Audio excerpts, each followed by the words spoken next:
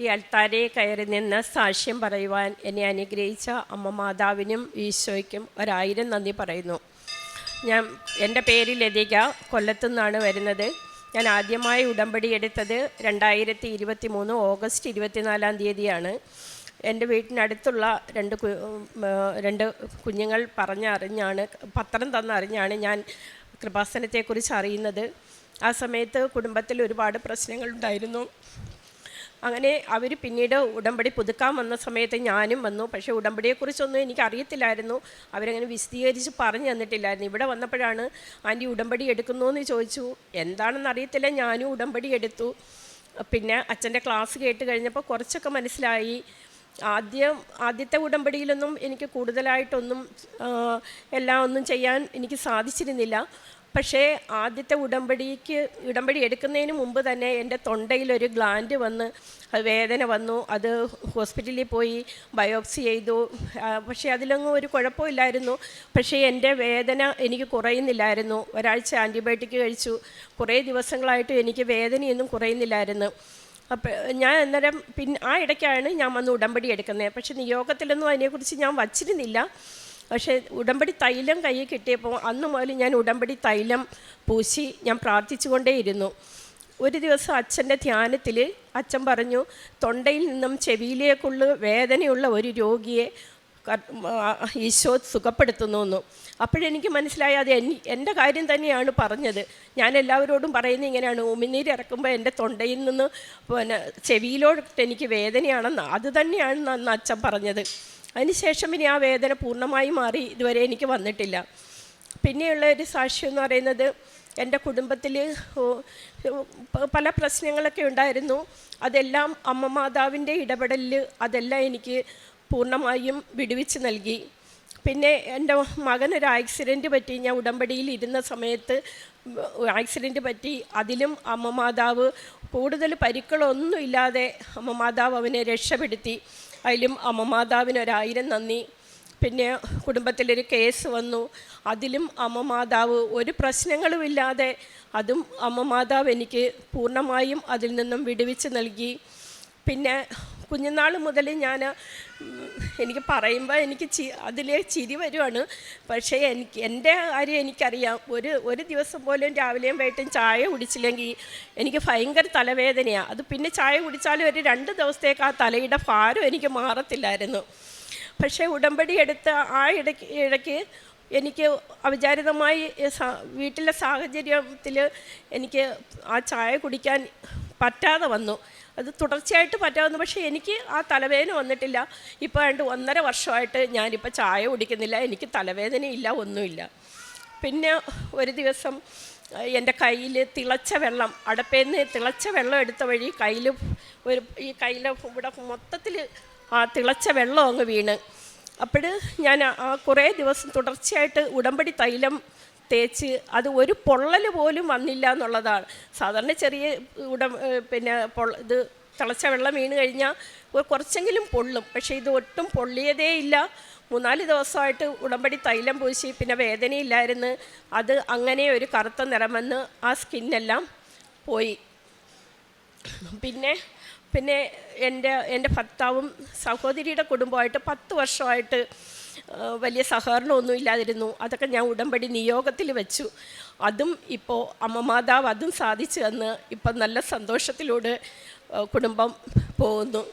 പിന്നെ ഞങ്ങളുടെ കുടുംബത്തിലുണ്ടായിരുന്ന എല്ലാ പ്രശ്നങ്ങൾക്കും ഇപ്പോൾ സന്തോഷവും സമാധാനവും വീട്ടിലുണ്ട്. ഉടമ്പടി എടുത്തതിന് ശേഷമാണ് ഈ സന്തോഷവും സമാധാനവും അമ്മ മാതാവ് തന്ന് അനുഗ്രഹിച്ചത്. പിന്നെ പ്രേക്ഷിത പ്രവർത്തനങ്ങളെന്ന് പറയുന്നത്, ഞാൻ ഇവിടുന്ന് കിട്ടുന്ന പത്രങ്ങളെല്ലാം എല്ലാവരുടെ കടകളിൽ, ഓട്ടോ സ്റ്റാൻഡിൽ, ബസ് സ്റ്റാൻഡിൽ, ഹോസ്പിറ്റലുകളിൽ എല്ലായിടവും കൊണ്ട് നടന്ന് തന്നെ എല്ലാവർക്കും കൊടുക്കും. എല്ലാ കാര്യങ്ങളും മാതാവിനെക്കുറിച്ച് പറയും. അതെല്ലാം കൊടുക്കാറുണ്ട്. പിന്നെ ഡെയിലി ബ്രെഡ് സ്ഥിരമായി കേൾക്കും. അത് ഞാൻ സ്റ്റാറ്റസ് ഇടാറുണ്ട് എല്ലാ ദിവസവും. പിന്നെ ചൊവ്വാഴ്ചത്തെ ധ്യാനങ്ങൾ സ്ഥിരമായി കേൾക്കും. അതും എന്നും ഞാൻ സ്റ്റാറ്റസ് ഇടാറുണ്ട്. പിന്നെ സാക്ഷ്യങ്ങൾ ദിവസവും ഞാൻ 3-4 സാക്ഷ്യങ്ങൾ ഏറ്റവും കുറഞ്ഞത് ഞാൻ കേട്ടിട്ട് എല്ലാവർക്കും ഫ്രണ്ട്സിനെല്ലാം ഞാൻ ഷെയർ ചെയ്ത് കൊടുക്കാറുണ്ട്. പിന്നെ പലർക്ക് വേണ്ടിയിട്ടും മാതാവിനോട് രോഗസൗഖ്യത്തിന് വേണ്ടിയിട്ട് പ്രാർത്ഥിച്ച് പലർക്കും രോഗസൗഖ്യങ്ങൾ കിട്ടിയിട്ടുണ്ട്. പിന്നെ പലരെയും ഞാൻ ഇവിടെ കൊണ്ടുവന്ന് ഉടമ്പടി എടുത്തിട്ടുണ്ട്. ഇന്നും എൻ്റെ ഒരു ഫ്രണ്ട് വന്ന് ഉടമ്പടി എടുക്കാൻ വന്നിട്ടുണ്ട്. പിന്നെ കാരുണ്യ പ്രവൃത്തികളെന്ന് പറയുന്നത് എന്നെക്കൊണ്ട് സാധിക്കുന്ന രീതിയിലുള്ള കാരുണ്യ പ്രവൃത്തികളൊക്കെ ചെയ്യാറുണ്ട്. പിന്നെ സമൂഹ മാധ്യമത്തിലൂടെ പലരും സഹായം അഭ്യർത്ഥിക്കുന്ന എന്നെക്കൊണ്ട് കഴിയുന്ന പൈസ ഞാൻ അയച്ചു കൊടുക്കും. ഒന്നുകിൽ ഞാൻ അയക്കും, ഇല്ലേ എൻ്റെ മോനെ കൊണ്ട് ഞാൻ അയച്ചു കൊടുക്കും. പിന്നെ നമ്മുടെ മുന്നിൽ വന്ന് കൈ നീട്ടുന്ന എല്ലാവർക്കും എന്നെക്കൊണ്ട് പറ്റുന്ന രീതിയിൽ സഹായങ്ങൾ ഞാൻ കൊടുക്കാറുണ്ട്. പിന്നെ അനാഥാലയങ്ങളിലും ഞങ്ങൾ സാധനങ്ങൾ വാങ്ങിക്കൊടുക്കും. പിന്നെ വീട്ടിൽ എന്തെങ്കിലും വിശേഷം ഉണ്ടെങ്കിൽ അതിനും അനാഥാലയത്തിലാണ് ഫുഡ് പറഞ്ഞ് ഞങ്ങളും അവരുടെ കൂടെ പോയിരുന്ന് കഴിച്ച് അങ്ങനെയും കാരുണ്യപ്രവർത്തികൾ ചെയ്യാറുണ്ട്. എൻ്റെ കുടുംബത്തിലെ എല്ലാവരും കാരുണ്യപ്രവർത്തികൾ ചെയ്യാറുണ്ട്. ഇത്രയൊക്കെ അനുഗ്രഹങ്ങൾ നൽകിയ അമ്മ മാതാവിനും ഈശോയ്ക്കും 1000 നന്ദി പറയുന്നു. പിന്നെ ആത്മീയ ജീവിതം എന്ന് പറയുന്നത് നേരത്തെ കർത്താവിനെയൊക്കെ മാതാവിനെ അറിയാവുന്നേ ഉള്ളായിരുന്നു. പക്ഷേ ഉടമ്പടി എടുത്തതിന് ശേഷമാണ് ഞാൻ ഇത്രയും കൂടുതൽ കർത്താവിനെ വിളിക്കുന്നതും മാതാവിനെ വിളിക്കുന്നതും. എന്നും രാവിലത്തെ വൈകിട്ടത്തെ പ്രാർത്ഥന കൃത്യമായി ചെയ്യും, അരമണിക്കൂർ ബൈബിള് വായിക്കും, എല്ലാം കൃത്യമായി ചെയ്യുന്നുണ്ട്. ശരിക്കും ഇനിയും എൻ്റെ അമ്മ മാതാവിൻ്റെ കൂടെ തന്നെ ഇനിയും ജീവിക്കണമെന്ന് തന്നെയാണ് ആഗ്രഹം. 2 വർഷത്തിൽ കൂടുതലായി ഞാൻ ഉടമ്പടി എടുത്തിട്ട് എല്ലാ 3 മാസവും കൃത്യമായിട്ട് വന്ന് ഞാൻ ഉടമ്പടി പുതുക്കാറുണ്ട്. ഇപ്പോൾ 9ാമത്തെ ഉടമ്പടി പുതുക്കി കഴിഞ്ഞു. പിന്നെ ഞാൻ അമ്മ മാതാവിനെയും ഈശോയെയും ഞാൻ സ്വപ്നം കണ്ടിട്ടുണ്ട്. പിന്നെ സുഗന്ധാഭിഷേകം എനിക്ക് കിട്ടിയിട്ടുണ്ട്, മഴവില്ല് കണ്ടിട്ടുണ്ട്. എല്ലാ രീതിയിലും അമ്മ മാതാവ് എൻ്റെ കൂടെയുണ്ട്. എന്ത് പ്രശ്നങ്ങൾ വന്നാലും അപ്പോഴേ ഞാൻ ഉടമ്പടി കാശ് രൂപം എടുത്ത് നെഞ്ചോട് ചേർത്ത് വെച്ച് പ്രാർത്ഥിക്കും. അതിനെല്ലാം അപ്പോഴും തന്നെ എനിക്ക് മാതാവ് ഉത്തരം തരും. ഇനിയും അമ്മ മാതാവിൻ്റെ കൂടെ തന്നെ ജീവിക്കാൻ തന്നെയാണ് ആഗ്രഹം. അമ്മ മാതാവ് എല്ലാ അനുഗ്രഹങ്ങളും ഇനിയുള്ള എല്ലാ ഉടമ്പടി നിയോഗങ്ങളിലും മേലും അമ്മ മാതാവ് എന്നെ അനുഗ്രഹിക്കുമെന്ന് തന്നെ ഞാൻ വിശ്വസിക്കുന്നു. എല്ലാത്തിനും 1000 നന്ദി. യേശുവേ നന്ദി, യേശുവേ ആരാധന, യേശുവേ സ്തുതി. ഹല്ലേലൂയ. എന്നാൽ ദൈവം കേട്ടിരിക്കുന്നു, എൻ്റെ പ്രാർത്ഥനയുടെ സ്വരം അവിടുന്ന് ശ്രദ്ധിച്ചിരിക്കുന്നു. ദൈവം വാഴ്ത്തപ്പെടട്ടെ. അവിടുന്ന് എൻ്റെ പ്രാർത്ഥന തള്ളിക്കളഞ്ഞില്ല, അവിടുത്തെ കാരുണ്യം എന്നിൽ നിന്ന് എടുത്തു കളഞ്ഞില്ല. സങ്കീർത്തനം 66, 19, 20 വചനങ്ങളാണ്. കേട്ടിരിക്കുന്ന ഒരു ദൈവം, പ്രാർത്ഥനയുടെ സ്വരം ശ്രവിക്കുന്ന ഒരു ദൈവം, നമ്മുടെ പ്രാർത്ഥന തള്ളിക്കളയാത്ത ഒരു ദൈവം, കാരുണ്യം നമ്മിൽ നിന്ന് എടുത്തു കളയാത്ത ഒരു ദൈവമാണ് നമ്മുടെ കൂടെയുള്ളത്. നമ്മുടെ കൂടെയുള്ള ദൈവം, നമ്മളെ സംരക്ഷിക്കുന്ന ഒരമ്മ. ഇതാണ് ഉടമ്പടി മക്കളുടെ ജീവിതത്തിൽ ഓരോ മക്കളും ഇവിടെ വന്ന് സാക്ഷ്യപ്പെടുത്തുന്നത്. പലപ്പോഴും ജോലി പ്രശ്നങ്ങൾ, രോഗങ്ങൾ, സാമ്പത്തിക ബുദ്ധിമുട്ടുകൾ, കുടുംബ കലഹങ്ങൾ, മാനസിക സമ്മർദ്ദങ്ങൾ, ഇവയിൽ നിന്നെല്ലാം പ്രാർത്ഥിക്കുമ്പോൾ കാര്യങ്ങൾ മാറുന്നില്ലെന്ന് തോന്നാം. പക്ഷെങ്കിൽ വചനം പറയുന്നു, ദൈവം എൻ്റെ പ്രാർത്ഥന തള്ളിക്കളയത്തില്ല. ഇന്ന് മനുഷ്യബന്ധങ്ങൾ പലപ്പോഴും വ്യവസ്ഥകളിലാണ്. വിജയമുണ്ടെങ്കിൽ സ്നേഹമുണ്ട്, പരാജയമാണെങ്കിൽ അകലമാണ്. പക്ഷെങ്കിൽ ദൈവത്തിൻ്റെ സ്നേഹം ഏത് സാഹചര്യത്തിലാണേലും നമ്മിൽ നിന്ന് വിട്ടുമാറാത്ത അചഞ്ചലമായ ഒരു സ്നേഹമാണ്, ഒരിക്കലും മാറാത്ത ഒരു സ്നേഹം. നമ്മൾ ഏതവസ്ഥയിലായാലും, വീണാലും തളർന്നാലും നമ്മെ കാത്തുപരിപാലിക്കുന്ന ഒരു ദൈവമാണ്. ദൈവം നമ്മെ വിട്ടുപോകാത്ത ഒരു ദൈവം. അങ്ങനെയുള്ളൊരു വലിയൊരു സാക്ഷ്യമാണ് ലതിക എസ് എന്ന സഹോദരി നമ്മളോട് ഷെയർ ചെയ്തത്. ഈ മകൾ സാക്ഷ്യം പറഞ്ഞപ്പോൾ പറഞ്ഞു, 9 പ്രാവശ്യം പുതുക്കിയെന്ന്. ദൈവത്തിൻ്റെ സ്നേഹത്തോട് ചേർന്ന് നിൽക്കുന്ന ഒരു സഹോദരിയുടെ സാക്ഷ്യമാണിത്. 9 പ്രാവശ്യം പുതുക്കി ഉടമ്പടി ജീവിതത്തിൽ മുന്നോട്ട് പോകുന്ന ഒരു സഹോദരി. ആദ്യമായി പറഞ്ഞ സാക്ഷ്യത്തിൽ പറഞ്ഞത്, തൊണ്ടയിലൊരു ഗ്ലാൻഡ് ഉണ്ടായിരുന്നു.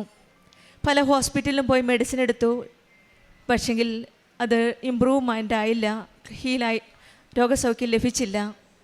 പിന്നീട് ഒരിക്കൽ ബഹുമാനപ്പെട്ട ജോസഫ് അച്ഛൻ്റെ ധ്യാനത്തിൻ്റെ സമയത്ത് അച്ഛൻ ഇങ്ങനെ പറഞ്ഞു, തൊണ്ടയിൽ നിന്നും ചെവിയിലേക്ക് വേദനയുള്ള ഒരു രോഗിയെ സുഖപ്പെടുത്തുമെന്ന്. തൽക്ഷണം ഈ സഹോദരി അത് വിശ്വസിച്ചു. തൊണ്ടയിൽ നിന്നും ചെവിയിലേക്കുള്ള വേദന അത് സ്വന്തമായിട്ട് തന്നെ എനിക്ക് തന്നെയാണ് ആ രോഗസൗഖ്യം ലഭിച്ചതെന്ന് പൂർണ്ണമായിട്ട് വിശ്വസിച്ചു. അന്നു മുതൽ ഇന്ന് വരെ ഈ സഹോദരിക്ക് ആ വേദന ഉണ്ടായിട്ടില്ല. നമ്മൾ ഓരോ പ്രാവശ്യം ധ്യാനം കൂടുമ്പോഴും അച്ഛൻ ഓരോ പ്രാവശ്യം നമുക്ക് വേണ്ടി പ്രാർത്ഥിക്കുമ്പോഴും നമുക്കറിയാം ഈ ആലയത്തിൽ പരിശുദ്ധമ്മ ജീവനോടെ പ്രത്യക്ഷപ്പെട്ട ഈ ആലയമാണ്.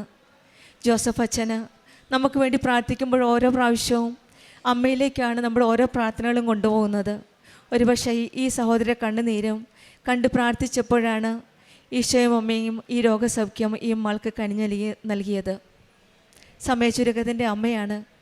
ഉടമ്പടിയിലുള്ള ഓരോ മക്കളെയും കാത്തുപരിപാലിക്കുന്ന അമ്മ. എത്ര വർഷമായാലും നിങ്ങൾ സഹിച്ച് ബുദ്ധിമുട്ടുണ്ടായിരിക്കാം, പക്ഷെങ്കിൽ ഉടമ്പടിയിലാവുമ്പോൾ നിങ്ങളുടെ കൂടെയുള്ള ഒരമ്മയാണ്, നമ്മളെ സംരക്ഷിക്കുന്ന ഒരമ്മയാണ്. നമ്മുടെ ഓരോ കാര്യവും ചെന്ന് പറയുന്നത് ഈശോയോടാണ്. കാനായിലെ വിവാഹ സമയത്തും അവരുടെ ആവശ്യം അവരോട് പറഞ്ഞത് പോലെ തന്നെയാണ് ഇന്നും നമ്മുടെ ആവശ്യങ്ങൾ ഓരോന്നും ഈശോയിലേക്ക് കൊണ്ടുപോകുന്നത്. പിന്നീട് പറഞ്ഞ മകൻ്റെ ഒരു സംരക്ഷണമാണ് ആക്സിഡൻ്റ് സമയത്ത്. അതും പരിശുദ്ധ അമ്മയും ഈശോയും ചേർന്ന് നിന്ന് മകനെ സ്വന്തം കരങ്ങളിൽ സംരക്ഷിച്ചതുപോലുള്ളൊരു സാക്ഷ്യമാണ്. പല പ്രാവശ്യവും ഈശോയുടെ അമ്മയുടെ സംരക്ഷണവും ഇടപെടലുകളും ഇവർക്ക് മനസ്സിലാക്കിയത് പിന്നീട് വന്ന കേസിൻ്റെ സെറ്റിൽമെൻ്റ് ആയിരുന്നു. അതും ഈശോയും അമ്മയും നല്ല രീതിയിൽ ഇടപെട്ടാണ് ആ കേസിൽ നിന്ന് റിലീസാവാനായിട്ട് സാധിച്ചത്. തിളച്ച വെള്ളം കയ്യിൽ വീണപ്പോഴും നല്ല വേദന ഉണ്ടായിരുന്നു. പെട്ടെന്ന് തന്നെയാണ് എല്ലാത്തിനും ഒരു മരുന്ന് പരിശുദ്ധ അമ്മയുടെ ഉടമ്പടി തൈലമാണ്. ആ തൈലം തേച്ച ഉടനെ ഈ സഹോദരിക്ക് അതിൽ നിന്നും റിലീസായി. വേദന തിളച്ച വെള്ളം വീണിട്ടും അത് പെട്ടെന്ന് തന്നെ സൗഖ്യമാക്കാനായിട്ട് സാധിച്ചു.